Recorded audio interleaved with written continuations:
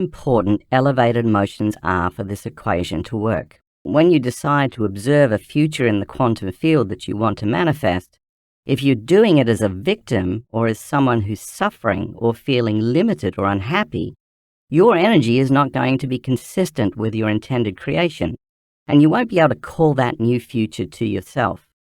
That's the past.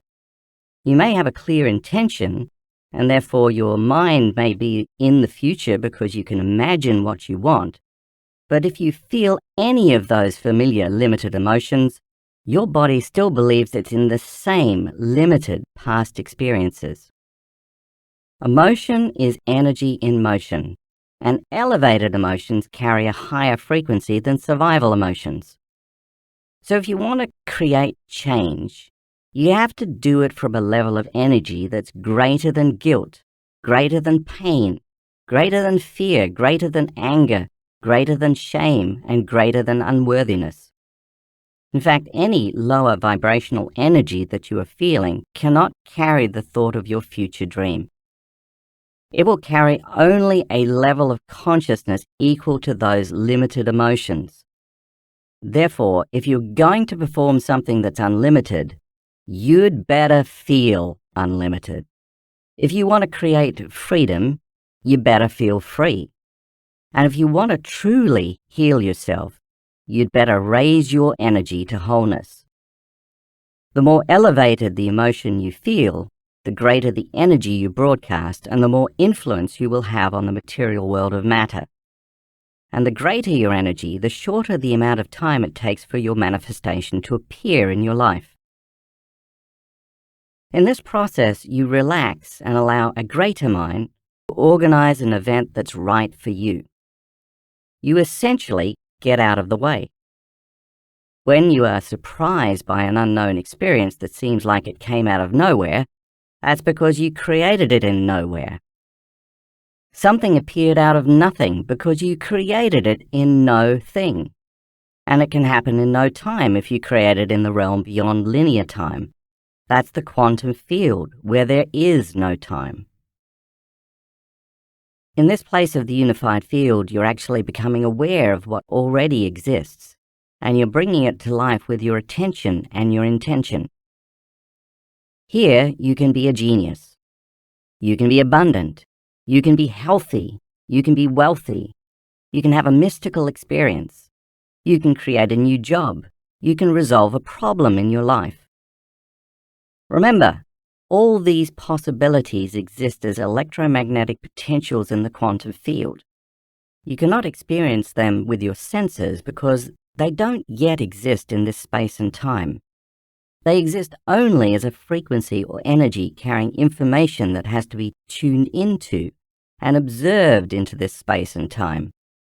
And in order for you to do this properly, you are going to have to connect to that information and energy with your energy and intention.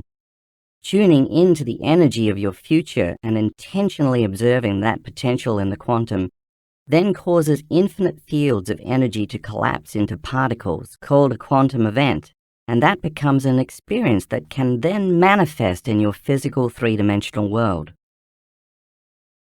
Then when you get up from your meditation, even though you're back in the three-dimensional world of matter, because you already experienced the elevated emotion you anticipated ahead of the experience, you have no choice but to get up feeling as if your intent has already manifested, or as if your prayer is already answered. You feel intimately connected to your new future, knowing it will show up in a way you can't predict, because if you can predict it, then it's a known. In effect, you get up as a new self, one who feels more like energy than matter. But you must remain aware, because the moment you forget and start stressing about when it's going to happen or how it's going to happen, you'll return back to your old self, trying to predict the future based on the past. And then you'll start feeling the same old familiar emotions, with the same lower energy that influence your same old thoughts, and you've just made the choice to stay trapped in the known. We could say that you'll disconnect from the energy of your future the moment you feel the familiar energy of the emotions of your past.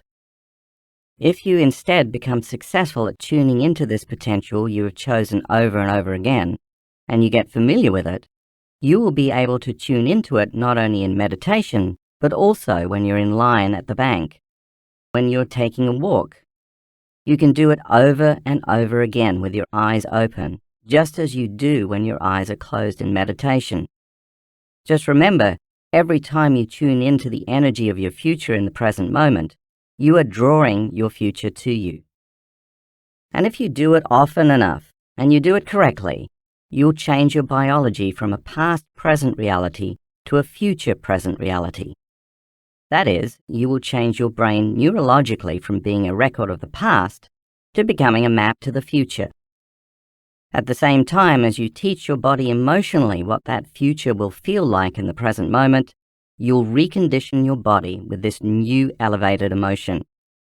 You'll be able to signal new genes in new ways, and you'll change your body to look like the future you chose with your clear intention has already happened.